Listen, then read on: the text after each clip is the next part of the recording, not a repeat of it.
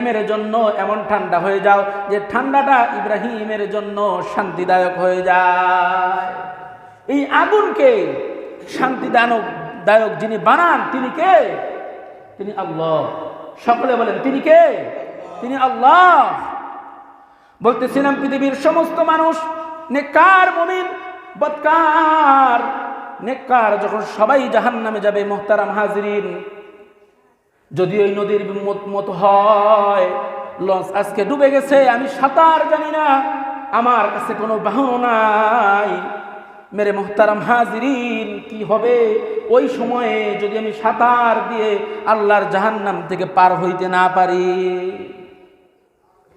সাঁতার দিয়ে যদি আমি আল্লাহর জাহান্নাম থেকে পার হইতে না পারি, তাহলে ওই লঞ্চ ডুবনেওয়ালা আর ট্রলার ডুবনেওয়ালার ব্যক্তির যেই অবস্থা হবে আপনার আমার সেম ওই একই অবস্থা হবে। এজন্য বলছি এই আয়াত এমন একটা আয়াত যে আয়াত মানুষের একটু ইমানদার ব্যক্তি যার ভিতরে আখিরাতের ভয় আছে, যার ভিতরে জাহান্নামের ভয় আছে, ওই ব্যক্তির ঘুমকে হারাম করে দেয়, ঘুমকে হারাম করে দেয়। মেরে মুহতারাম হাজিরিন, তাফসীরবিদ বলেন, মুফাসসিরিন কিরাম বলেন, ওয়া ইন মিনকুম ইল্লা ওয়ারিদুহা কানা আলা রাব্বিকা হাতমান মাকদিয়া। জাহান্নামের ভিতরে যখন মানুষ যাইবে, জাহান্নামের ভিতরে যখন মানুষ যাইবে, নেককাররা যখন উপর থেকে যাবে, নেককার ব্যক্তি তার নামাজের সাঁতার সে শিখেছে, কোরআন তিলাওয়াতের সাঁতার সে শিখেছে, জবানকে হেফাজত করার সাঁতার সে শিখেছে, আল্লাহ রাব্বুল কারীমের জিকিরের সাঁতার শিখেছে, ইস্তেগফারের সাঁতার সে শিখেছে, আল্লাহ তাআলাকে ভয় করার সাঁতার যে ব্যক্তি শিখেছে, যে ব্যক্তি আল্লাহ তাআলাকে ভয় করার সাঁতার শিখেছে, হালালকে হালাল চিনার সাঁতার শিখেছে, হারামকে হারাম চিনার সাঁতার যে ব্যক্তি শিখেছে, রাসূল পাক সাল্লাল্লাহু আলাইহি ওয়াসাল্লামের হাদিসের মধ্যখান থেকে আসে এরকম কিতাবের ভিতরে লেখে, নেককার ব্যক্তিরা যখন জাহান্নামের উপর থেকে যাবে, জাহান্নামের আগুন নেককারদের তামাম শরীর তো দূরের কথা, শরীরের মধ্যখান থেকে চামড়ার মধ্যখান থেকে নয়, চামড়ার উপরে থাকে মানুষের পশম, একটা পশমের আগা পর্যন্ত জাহান্নামের আগুন তাকে পোড়াতে পারবে না। সুবহানাল্লাহ।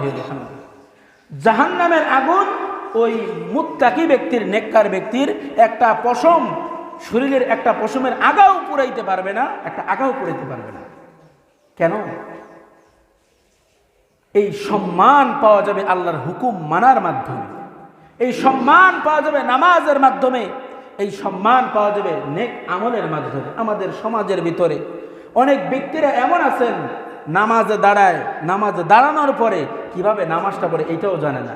আমি 3 বছর প্লাস বক বক বক বক করতেছি, কোনো মুরব্বী কোনোদিন এসে বললো না হুজুর আমাকে নামাজটা একটু শিখাই দেন, অথচ দেখা যায় নামাজে খারাইছে, আমি মসজিদে ঢুকছি আমার দিকে তাকায় আছে, অথচ উনি নামাজেও দাঁড়ান, একদিকে নামাজে পড়তেছে আর একদিকে আমার দিকেও তাকাচ্ছে।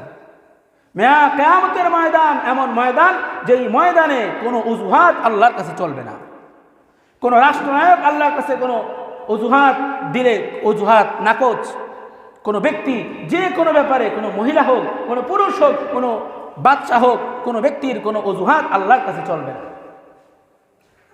এই সমস্ত কিছুর দলিল আল্লাহ তাআলা দাঁড় করায় রাখছেন। বাদশা বলবে আল্লাহ জনগণের জন্য খাটতে খাটতে রব্বে কারীম আমি তোমার হুকুম আদায় করতে পারি নাই। আল্লাহ রব্বে কারীম হযরত সুলাইমান আলাইহিস সালাতু ওয়াস সালামকে দাঁড় করায় দিবে। তুমি মাত্র মানুষের উপরে রাজত্ব করেছ।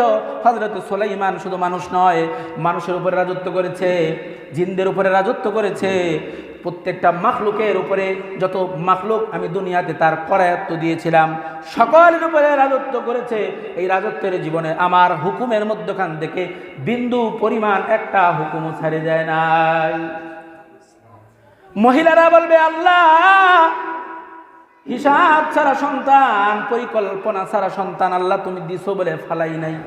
রব্বে কারীম সন্তান দুপেটে আসছে, 4টা 5টা 8টা 10টা সন্তান আমার ঘরে, এদের লালন পালন করতে করতেই তো আমার হায়াত শেষ, রান্নাবাড়া করতে করতেই তো জীবন শেষ।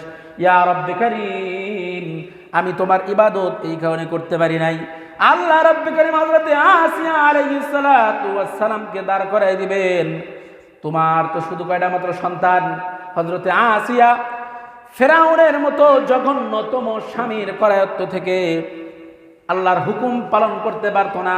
তোমার ঘরে তো স্বামী ছিল হয়তো বা জালেম, আর ফেরাউন ছিল এমন একজন ব্যক্তি যে স্বয়ং নিজেকে খোদা দাবি করে, তার সামনে আল্লাহর ইবাদত করবে তো দূরের কথা, আল্লাহর নাম নেওয়াটা পর্যন্ত হারাম। এমন জায়গায় থেকেও আসিয়া তো তার জীবনে কোনো ইবাদত ছাড়ে নাই, এমনকি আল্লাহর সন্তুষ্টির উপরে, আল্লাহর হুকুমের উপরে অটল থেকে শহীদ হয়ে নিজের জীবনটা দিয়ে দিয়েছে, তবুও আমার হুকুম থেকে বিন্দু পরিমাণ নড়ে নেই। আপনি কোন মিসাল আল্লাহর সামনে পেশ করবেন? মেরে মুহতারাম